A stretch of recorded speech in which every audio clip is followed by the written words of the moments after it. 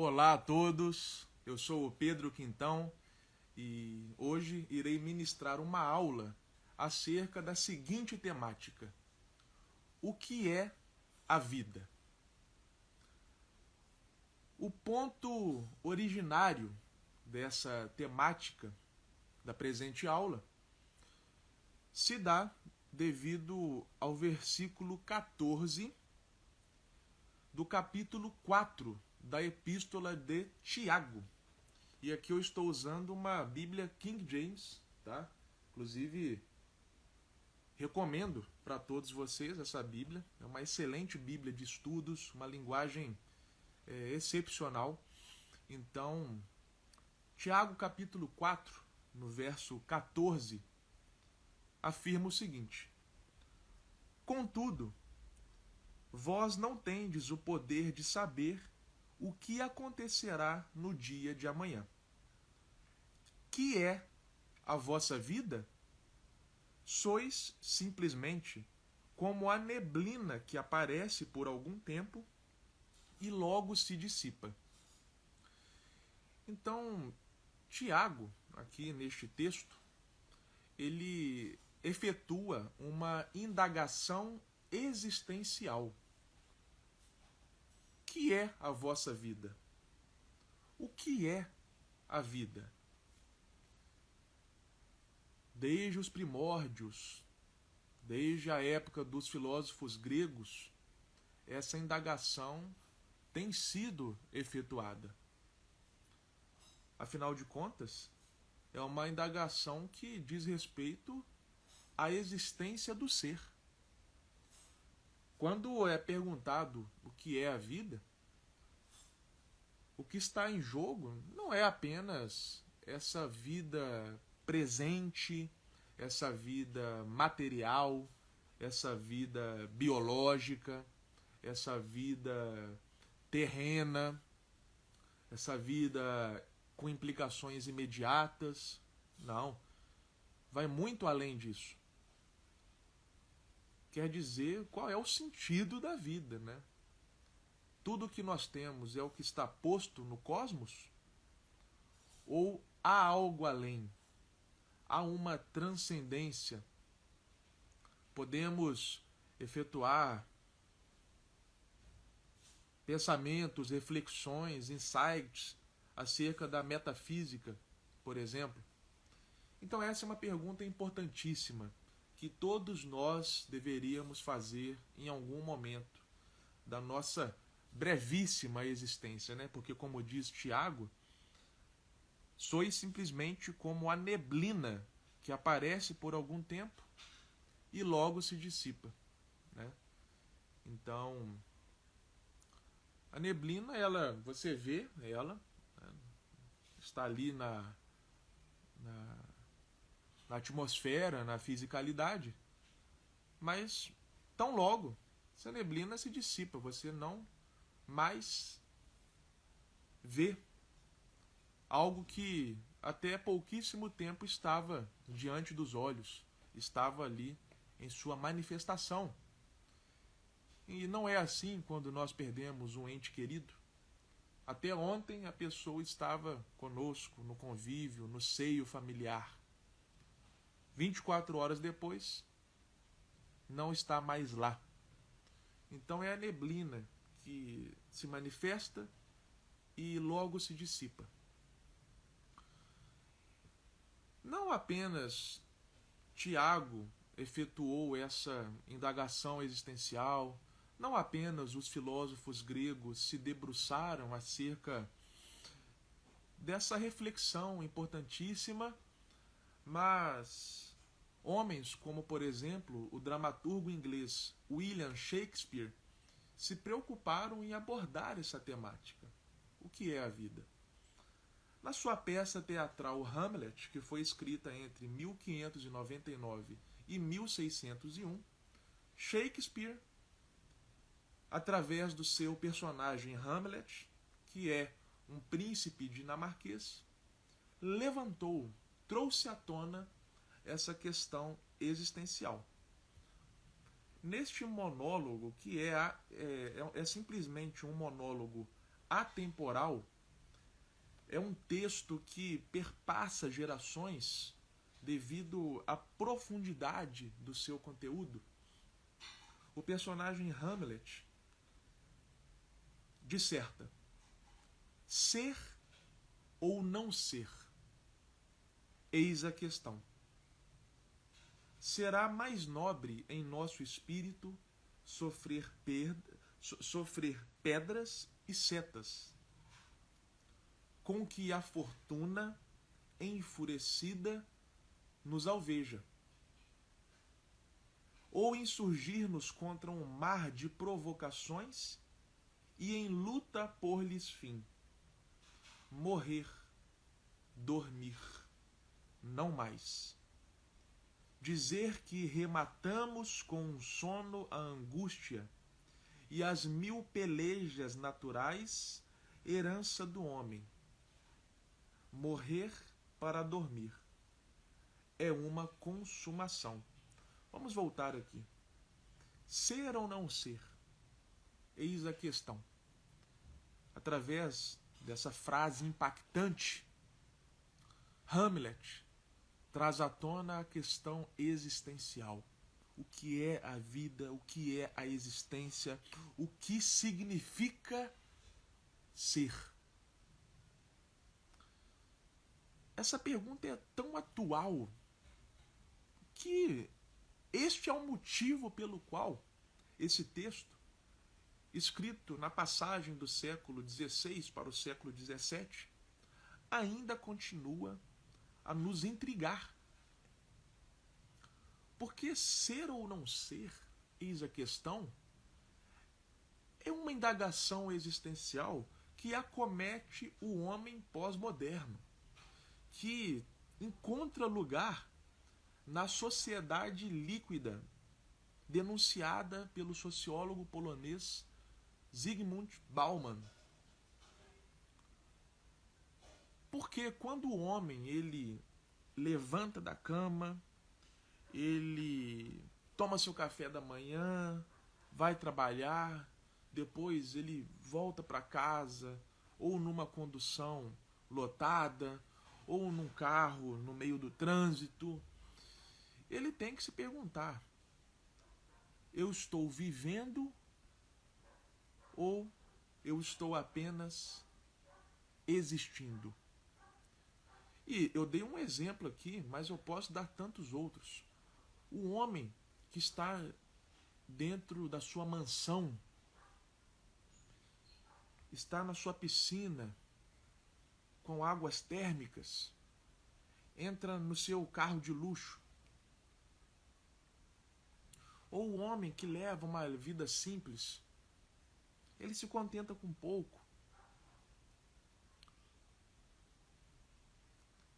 Não importa o aspecto financeiro, não importa o aspecto social. Essa é uma pergunta, é uma indagação que acomete a todos, sem exceção. Ser ou não ser? Eis a questão. Em nosso espírito, o que será mais nobre? Sofrer pedras e setas com que a fortuna enfurecida nos alveja? Ou insurgir-nos contra um mar de provocações e em luta pôr-lhes fim? Quando eu falo aqui é o seguinte: a fortuna é o destino com que a fortuna enfurecida nos alveja. Nos alveja com o quê? Com essas pedras, com essas setas. Então, Hamlet está refletindo aqui acerca das provações, das vicissitudes da vida. O destino, a fortuna, a nossa trajetória vital contempla pedras e setas, situações inesperadas que provocam o sofrimento. Então, o que será mais nobre em nosso espírito nós sofrermos isso ou nós nos levantarmos contra um mar de provocações, de situações e em luta colocar fim a essas situações típicas da existência humana? Como disse o Cristo, no mundo tereis aflições. Ninguém está imune às aflições.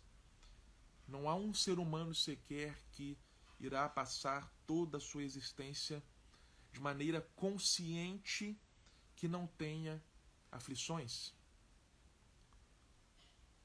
Morrer, dormir, não mais. Dizer que rematamos com um sono a angústia e as 1000 pelejas naturais, herança do homem. Morrer para dormir é uma consumação, que bem merece e desejamos com fervor.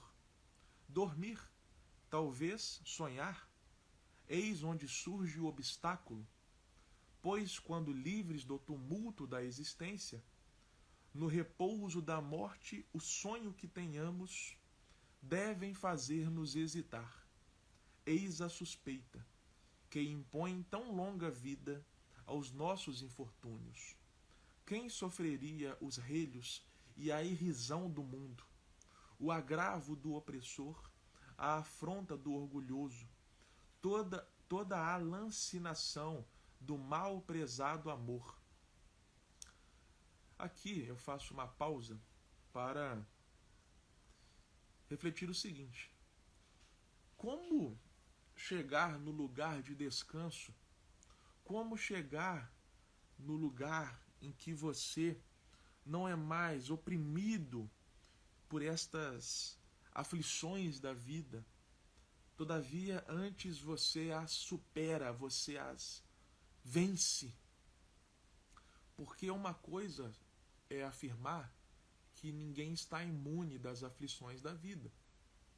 Mas isso não é sinônimo de dizer que nós seremos esmagados por essas aflições ou que essas aflições irão nos causar tamanha sequidão espiritual, psicológica, existencial, que nós não daremos conta de prosseguir com a nossa trajetória vital. Porque o mesmo Cristo que afirma que no mundo tereis aflições, nessa mesmíssima fala, ele diz: mas eu venci o mundo. Opa! Então, significa o seguinte, que no mundo nós teremos aflições. Mas há sim a possibilidade de nós vencermos estas aflições. Não temos um destino fatídico de sermos oprimidos, superados, dominados por tais aflições. Há sim uma chance de vitória. Há um lugar que você chega em que você está acima dessas aflições. Que o Hamlet fala sobre o sono, né? O sono, o sonho, né? A melhor forma de se encarar as vicissitudes da vida não é escapando mentalmente delas. Antes consiste em encará-las de frente. Consiste em combatê-las frontalmente. Como eu supero o fato de que essa vida se dissipa como uma neblina, conforme a epístola de Tiago nos afirma? É eu fugindo psicologicamente dessa situação? Eu não vou nem pensar sobre isso. Depois eu penso sobre. E agora só quero saber de curtir, de viver. Depois eu penso acerca dessa questão.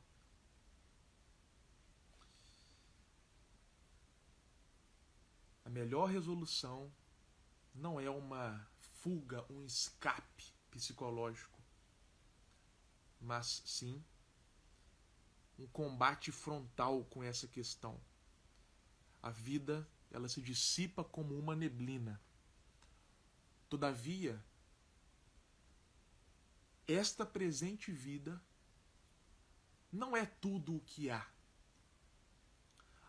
Há um porvir. A morte não significa o fim de todas as coisas. Antes, é o começo de tudo. Como dizia C.S. Lewis, de maneira apoteótica, no livro A Última Batalha, nas Crônicas de Nárnia, quando nós passarmos dessa vida para outra, quando nós fecharmos os olhos nessa existência, aí então irá se iniciar o primeiro capítulo da grande história, da verdadeira história. O que nós vivemos aqui nessa vida é apenas a capa, ou poderia dizer, é apenas a primeira página. A nossa história verdadeira ainda nem começou. Você combate uma ideia através de outra ideia. Você não combate uma ideia com a força física. Como dizia o personagem codinome V, na história em quadrinhos V de Vingança, de Alan Moore, dos anos 80, as ideias são a prova de balas. Uma ideia é a prova de balas. Você não mata uma ideia com a força física ou com a pólvora. Você combate uma ideia com outra ideia. Então, a melhor forma de superar, de vencer, de não deixar-se ser oprimido por essa questão, por essa verdade, por esse fato de que a vida terrena se dissipa como uma neblina, é tendo em mente a outra ideia, a verdadeira ideia, a superior ideia, a genuína ideia de que essa vida não é tudo o que há. Há um porvir, há a eternidade. Então, é assim que funciona um embate filosófico.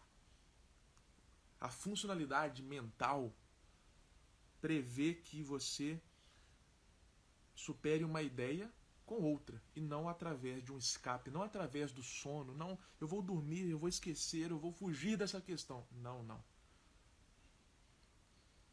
Adquira um volume de informações, utilize as suas faculdades cognitivas para apreender os elementos que o cosmos apresenta. Dessa forma, você vai substituir ideias por outras ideias melhores, superiores. Ok? Olha só. Vou tentar mostrar algo para vocês. Esse é um dos vídeos mais clássicos, né, da cultura brasileira, que fala justamente acerca dessa temática de o que é a vida, né? Uma pergunta muito simples. Clóvis, o que é a vida?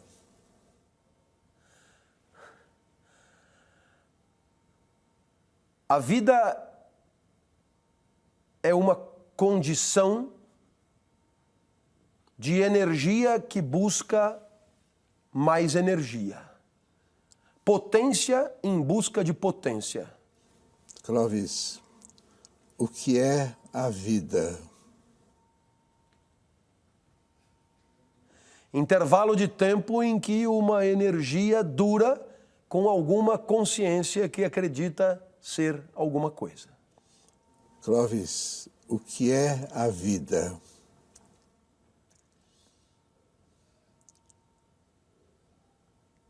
Essa pausa é Chekhov, né? Dor e sofrimento, se você preferir. Afinal de contas, eu não lembro de ter sofrido antes de nascer. E tenho a nítida impressão de que não sofrerei depois de morrer. Tá bom. Bem, quando a coisa começa a ficar metafísica, eu paro de falar sobre o assunto. Eu quero terminar com você me dando uma resposta que você queira dar. Clóvis, o que é a vida?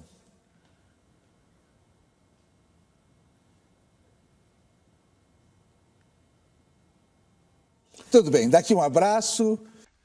Esse vídeo aqui, como eu disse, é um dos mais clássicos da nossa cultura. Programa Provocações, com Antônio Abujanra, na TV Cultura. E, assim, né, dispensa apresentações, né, um dos melhores programas que a TV brasileira já viu e ainda vê, né? Hoje em dia está sob o comando de Marcelo Taz. Excelente programa. E o que eu quero destacar nesse vídeo é que, diante dessa indagação existencial tão profunda e complexa, os filósofos se calam, os sábios se calam. O Clóvis de Barros Filho é um professor, um filósofo, um intelectual excelente, excepcional. E se diante de tal indagação ele ficou perplexo, né, na terceira vez ou quarta, né, que o Abujanra perguntou para ele o que é a vida, significa que isso não é porque não é o Clóvis que se silenciou ou que ficou perplexo ou que não tinha respostas definitivas. Sócrates também não teria respostas definitivas e também ficaria perplexo, e talvez o silêncio seria a resposta.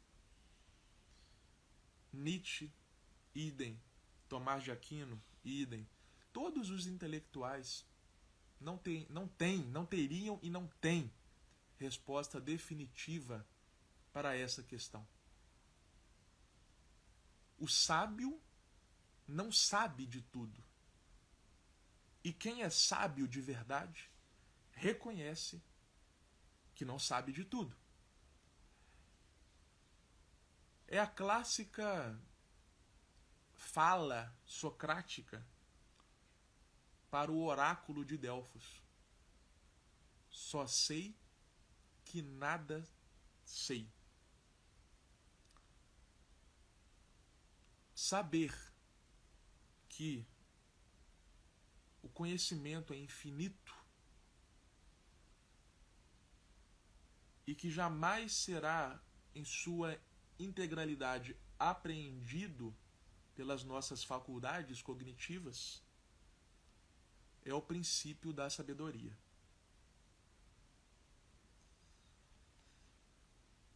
Eu respondo o seguinte: a vida é uma pessoa. A vida não é uma ideia, a vida não é um conceito, a vida não é um acidente. A vida é uma pessoa, a saber, Jesus de Nazaré. Trata-se de uma autoproclamação. Disse o Cristo: eu sou o caminho, a verdade e a vida. A vida é Jesus.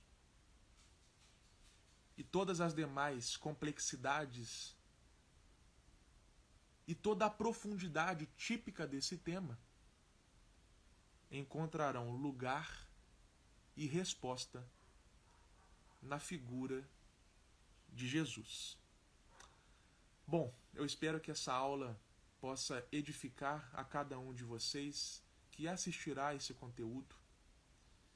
Espero que este conhecimento possa fazer sentido não apenas na mente, mas no coração de cada um. também reflita você. O que é a vida?